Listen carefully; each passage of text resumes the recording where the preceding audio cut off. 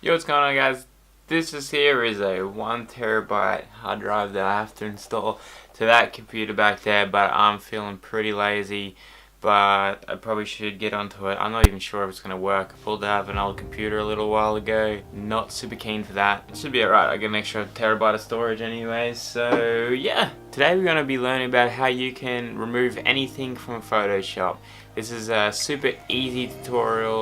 You can do it just like that. All you gotta have is Photoshop downloaded, ready to go. Yeah, let's just jump straight into it, guys. Let's make this super quick, super easy to learn, and yeah, let's go. The first thing here you can do is just with a healing brush. So you can just click on it here and you can just click and tap and do that, but you get like these weird areas that just don't quite work, especially with something like this.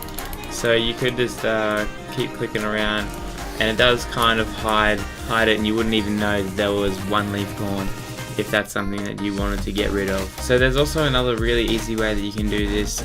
It works for pretty much anything. So you come over to your lasso tool on the top left up here, you click on that one. You can just go around them, try and do it as best as you can. I'll just do it like as I want. If you want to highlight multiple things, you can just hold shift and then you come around and down, shift again, keep holding shift while you loop around, and then once you're on that there. So on Windows you press shift backspace, and on Mac you hold shift and delete, and this content aware page pops up. And all you want to do there is just leave all that stuff and you can just hit OK. It does it for you. It does an incredible job. You don't really get anything missing, no like smudges or anything like that typically. That's just basically what you got there and everything's gone. Alrighty, that's enough of that in that computer, I think. So yeah, guys, that was it. Hopefully you enjoyed that. I learned a little bit.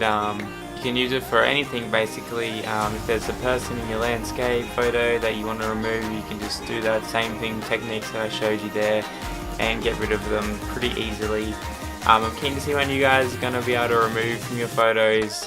It's always really fun to go back to your old photos that you thought were ruined by someone standing in them, or a post or something like that, and you can just simply get rid of them now. So if you do have any of that, be sure to comment down below, link me them. You can follow me on socials. I have my Twitter and Instagram linked below as well.